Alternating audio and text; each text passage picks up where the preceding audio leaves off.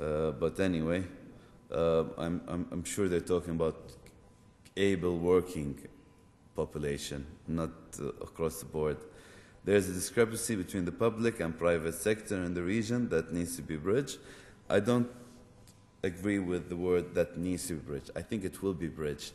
It's simple. It's the big entities like Total, Chevron, even Reliance, Pure Gold, Shell, they have it in their priorities. Wherever country they are working at, they have to utilize the native or the nationals who live there.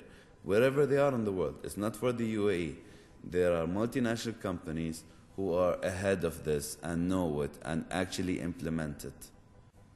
In any case, this can be done with a clear vision and strategy that looks at supply and demand, addressing apparent gaps and minimizing setbacks and losses. A successful business is that creates a culture of ownership, passion, and drive. Before I move to the next point, successful business does not create passiveness, lack of ownership, and relaxed attitude. No, you have to be on your edge. At DMCC, we like to focus on the 3 Ps: people, partner, and place. It's all about making an impact and improving efficiency through a clear, streamlined process in which everyone has a defined role. When this is stated, it doesn't mean I have a blueprint. This is my objectives, and that's it. That's a B employee, B minus. An employee that goes beyond and above. There's a nice tweet that came from the former head of Dubai Media, Ahmed Bin Sulayem. If you have found a problem and you've taken it to your line manager, just taken it, then you're the mailman. If you have taken this problem with ways of resolving the problem as a suggestions, then you are an expert.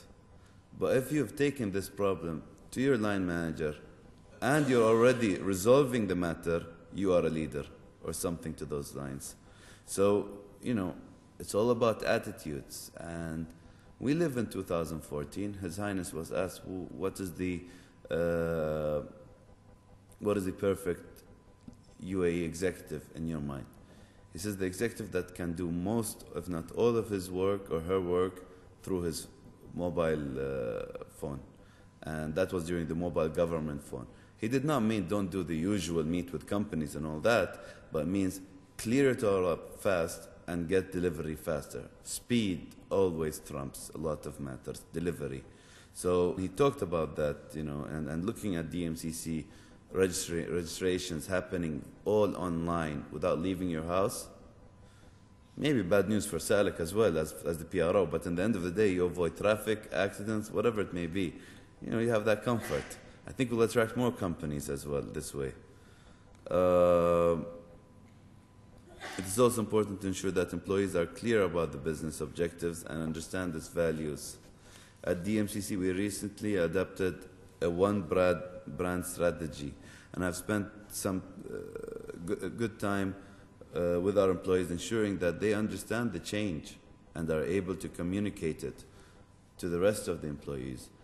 Now, this is an important point. I mean, the late John F. Kennedy visited NASA, and he bumped into one of the houseboys or cleaners. And he said, "What are you doing?" And that cleaner said, "Well, I'm helping to get the first man to the moon." That's the type of culture we want in DMCC implemented or replicated, and even going further than that. That was his response without blinking an eye. He didn't even think about it. He just said, "I'm helping."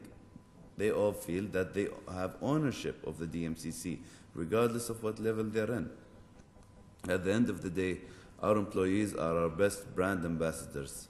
So the way they're treated, exit interviews, coming in or during the is very important, and that's a tricky matter for HR managers.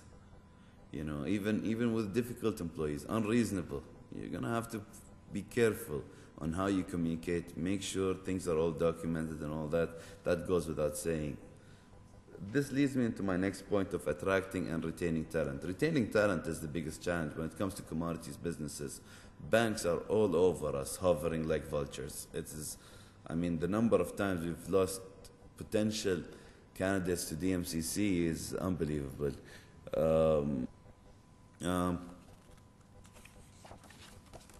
No matter what sector you work in or what type of company business you have, you must invest in talent retention and continuity, as this will ultimately increase productivity. I'd like to add to that line, you must know that employee as well. You invest for them to see them working in your competition. That's not a good feeling. So that's the tricky part here. It's no secret that a happy employee puts more time. This is a very diplomatic lining here, but I have to think about that when I'm investing in employees. Will that employee go to another greener grass and then compete against me based on our investment in that one? So, we have to put some assurance. I'm just moving on with what the federal law wants, what the Dubai rules are, and what is expected from DMCC. And I really, even if employee works in DMCC and goes to another entity, I'm happy because their background is DMCC. They were taken because they worked in DMCC. In fact, it's a compliment. And when I come to recruit employees, I tell them, listen, you get this experience, you become a target for other big entities. So even if you feel the top management is filled and there is no career direction, there is a career direction within the UAE, because there's a huge respect to DMCC internationally, regionally.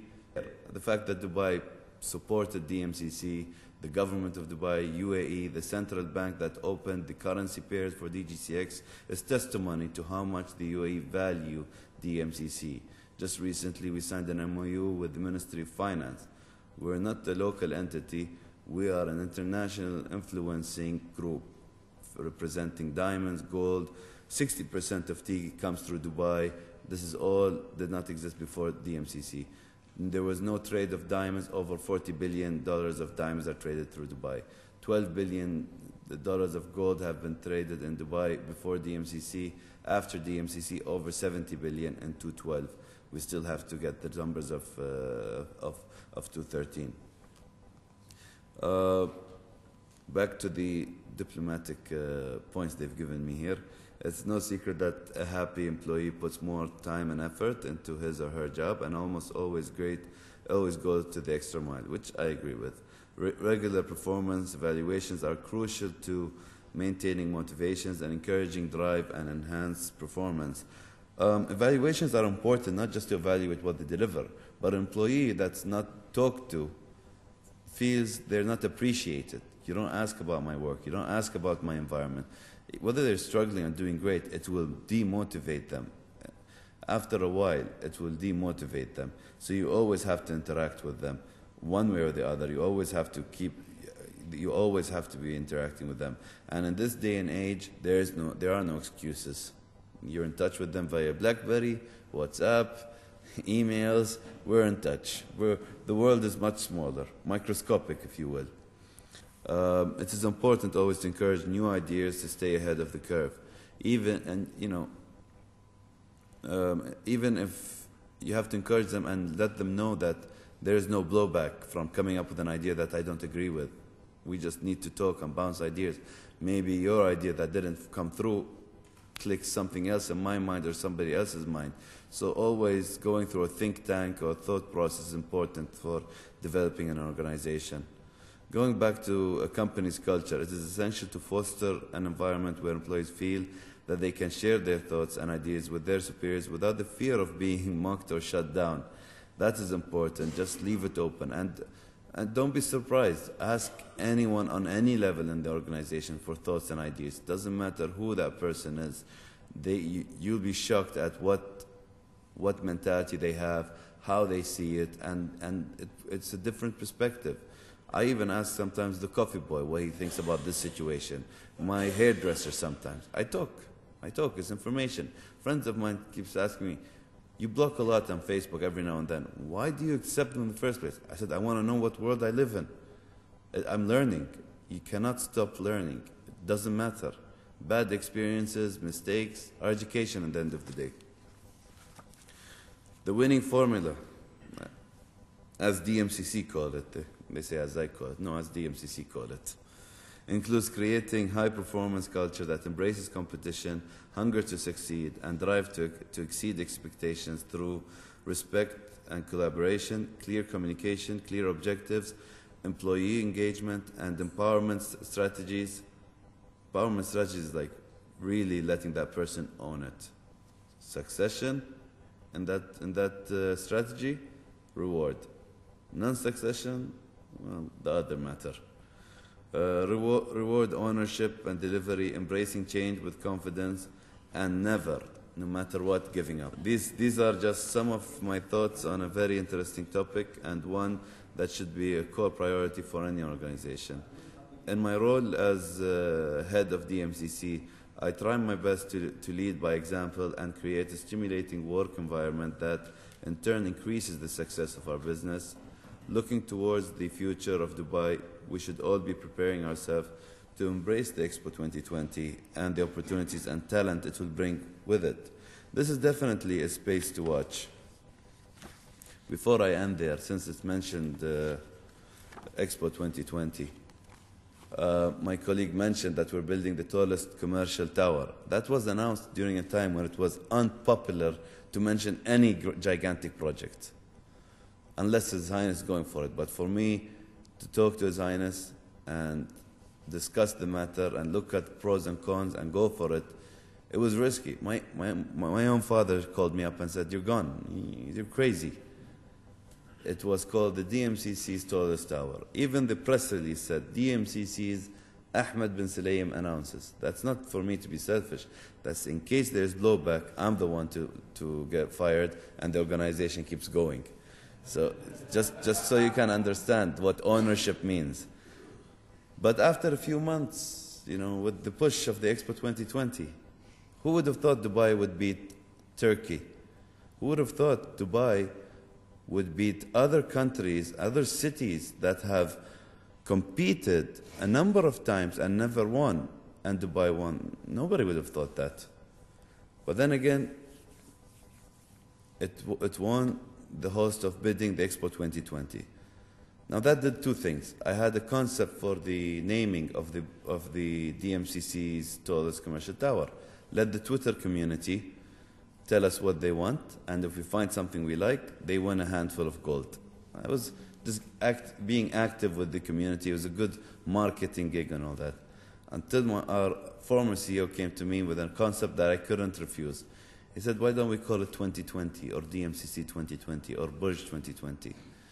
I said, Malcolm, and that was before Dubai won the Expo 20. I said, Malcolm, I want to argue with you. I love playing devil's advocate. I just can't. That is such a great idea. The only challenge you have is Dubai has to win the Expo 2020. So we had the press release ready. And if you notice, on the winning of Expo 2020, the announcement of the DMCC naming the tallest tower, Burj 2020, came at the same time. It was there to be pulled back or set out, depending on the results. That's how in line we were. And that came to that point. The other thing I like about Expo 2020 is that now I can work with people and not worry about the conservatives, the naysayers, the pessimists. They really don't have any ground till 2020. Why are you on a rush? Why are you building this tower? Expo 2020 is coming. We have to be looking at our utmost best, and with this tower and the expansion, this tower, the architect will be announced this year, contractor announced next year. Delivery of the tower will be in 2020, if I am mistaken, before then. So with that, I'd like to close, and I hope I did not stray away too much from HR, but in any case, HR is involved in all businesses. They need to understand the business to make the right decisions and give the right advice to their superiors. So thank you very much for bearing with me.